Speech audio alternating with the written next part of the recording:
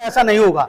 जो जो लोग सीख रहे हैं, जो समझदार होते जा रहे हैं, वो कभी ना कांवड़ लेने जाते हैं और ना जय श्री राम के नारे लगाते हैं। वो केवल भगवान बुद्ध और बाबा साहब की मिशन में काम करते हैं, उनमें श्रद्धा रखते हैं और वो कुछ नहीं करते।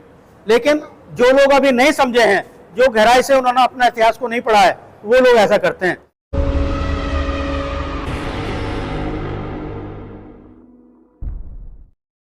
आज का बौद्धों के लिए बहुत महत्वपूर्ण प्रोग्राम है। आज के दिन आषाढ़ पूर्णिमा को तथागत भगवान बुद्ध ने 5 श्रामवीरों को, जो किसी और धर्म से संबंधित रखते थे, उनको अपना प्रथम संदेश दिया था।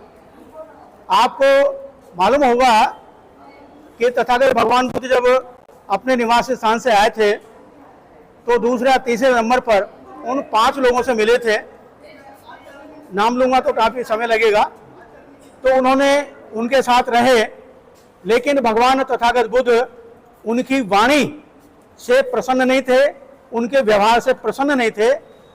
उनसे ज़्यादा तथागत बुद्ध को सीखना चाहते थे, इसलिए उन्होंने उनको छोड़ दिया। लेकिन जब छोड़ा तो भगवान बुद्ध ने इसलिए छोड़ा था क्योंकि मुझे और कुछ ज़्यादा ज्ञान प्राप्त करना है। जब तथागत बुद्ध को ज्ञान प्राप्त हुआ महाबोधि विहार में, उसमें तो उसके बाद उन्होंने सोचा कि भाई मैं किसको पहला अपना उपदेश दूंगा, संदेश दूंगा। तो वो कई लोगों के पास गए, लेकिन जो उस समय मौजूद नहीं थे। लेकिन फिर वो 5 के पास गए सारनाथ में। जब उन्होंने देखा दूर से कि भाई ये सिद्धार्थ गौतम आ रहा है, और उन्होंने ये अपने को महसूस किया कि भाई सिद्धार्थ आ रहा है, लेकिन हम इसका सम्मान नहीं करेंगे क्योंकि ये छोड़ के हमें चला गया था। लेकिन उनको ये मालूम नहीं था कि पहले सिद्धार्थ नहीं थे, लेकिन अब वो सम्यक संबुद्ध हो चुके थे। जैसे जैसे ही वो उनके पास चलते गए, वैसे वैसे उन्होंने अपने तेज से उनको प्रशंसित कर दिया। उन्होंने कहा हम बैठने के कह देंगे, ना उनको चटाई बिछाएंगे, ना पानी की बात करेंगे। लेकिन तथागत बुद्ध जैसे जैसे उनके पास आते गए, वो प्रभावित होते गए और अंत में उन्होंने उसको बिठाया। बिठाने के बाद बातचीत की और वो उनसे प्रभावित हुए। तब उन्होंने सबसे पहला उपदेश तथागत बुद्ध ने उन 5 को दिया था। उन्होंने कहा कि संसार में दुख है और दुख का कारण है और उसका निवारण भी है। और निवारण आपका सम्यक जो हमारे त्रिपिटक में भी पढ़ा है, सब लोग पढ़ते हैं, वो है। तो ये हमारे लिए बहुत महत्वपूर्ण है और हमारे बुद्धों के लिए बहुत महत्वपूर्ण स्थान है। भंडारी जी, अब बाबा साहब नहीं आ रहे, बुद्ध जी नहीं आ रहे, लेकिन जो उपदेश देके गए थे, जो संदेश देके गए थे, वो आगे नहीं बढ़ रहा है। वो सीमित दायरे में ही सीमित रह गया है। देखिए, ये तो हम नहीं कह सकते कि अब सीमित आगे नहीं बढ़ रहा है। धम्म का संदेश बहुत बढ़ रहा है और पूरे वर्ल्ड में बढ़ रहा है। भले ही हम ये माने कि भारत में मनु व्यवस्था है, ब्राह्मण व्यवस्था है, भारत में भले ही ना बढ़े, लेकिन विश्व में ये संदेश भगवत तथागत बुद्ध का बहुत तीव्र गति से बढ़ता जा रहा है। और एक दिन, हम नहीं कह रहे, ये विद्वान कह रहे हैं कि एक दिन ऐसा होगा जो पूरा विश्व बौद्ध में होगा। तो ये हमारी थिंकिंग अभी जिसे कहना चाहिए हम परिपूर्ण नहीं है, हमारी सोच परिपूर्ण नहीं है। भगवान तथागत बुद्ध का जो धर्म है वैज्ञानिक धर्म है, इसलिए, और आडंबर नहीं है इसमें, कल्पना इसमें नहीं है, इसलिए बहुत तीव्र गति से बढ़ता जा रहा है।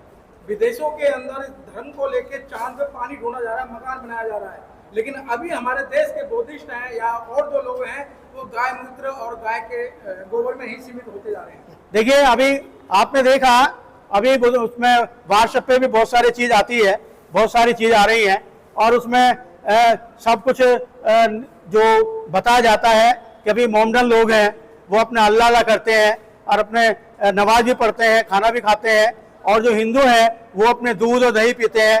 लेकिन जो अंधविश्वासी लोग हैं वो मूत पीते हैं और गाय का गोबर खाते हैं। तो ये भी अभी चल रहा है व्हाट्सएप पे, फेसबुक पे आपने भी देखा होगा। तो ये तो अंधविश्वास है। और अंधविश्वास वो लोग फैला रहे हैं जो काल्पनिक दृष्टि से चल रहे हैं, काल्पनिक दृष्टि पर हैं या कल्पना पे जी रहे हैं, जो अपने धर्म शास्त्र हैं उन पर जी रहे हैं, वो लोग ये काम करते हैं। आज के इस दिन खास मौके पर देशवासियों से आप क्या अपील करेंगे? आज के दिन मैं ये अपील करूंगा कि जितना भी ये आंदोलन चल रहा है, जितना नवयुवक अब वो उपद्रवी है, उपद्रवी सॉरी नहीं कह सकते, गलती बोल गया मैं, जितना हमारा ये नवयुवक अपने क्रियाकलापों के लिए, भ्रष्टाचार रोकने के लिए, शिक्षा को अच्छा बनाने के लिए जो कार्य कर रहा है, अगर इसका थोड़ा सा 50% दिमाग भी भगवान तथागत बुद्ध की तरफ पहुंच जाए तो ये बौद्धमय भारत जरूर बनेगा। ये हमारा उपदेश है। आज भी पुरस्कार भी दिए गए, किन लोगों को पुरस्कार दिए गए आज?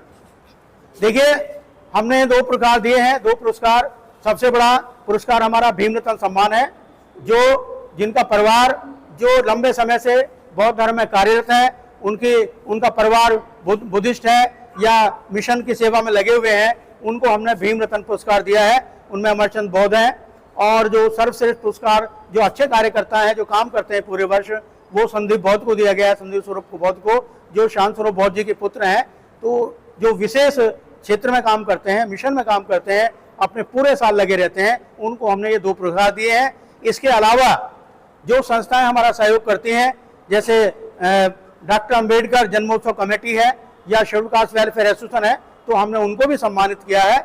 उसके साथ साथ जो हमारी फर्स्ट सेकंड थर्ड जहाँ के आई हैं, उनको भी सम्मानित किया है, और जो उन्होंने भाग लिया है उन सबको हमने सम्मानित किया है। सर, मेरा एक सवाल है आपसे कि जैसे यहाँ पर आपने अम्बेडकरवादियों के लिए बात करी, लगातार देखा जाता है कि अम्बेडकर जयंती हो, चाहे बाबा साहब का महापरिनिर्वाण दिवस हो या फिर बुद्ध की जयंती हो, तमाम अम्बेडकरवादी लोग मनाते हैं, लेकिन जब वो अपने घर चले जाते हैं तो जय श्री राम के नारे लगाते हैं, कावड़ लेने जाते हैं, ऐसा क्यों?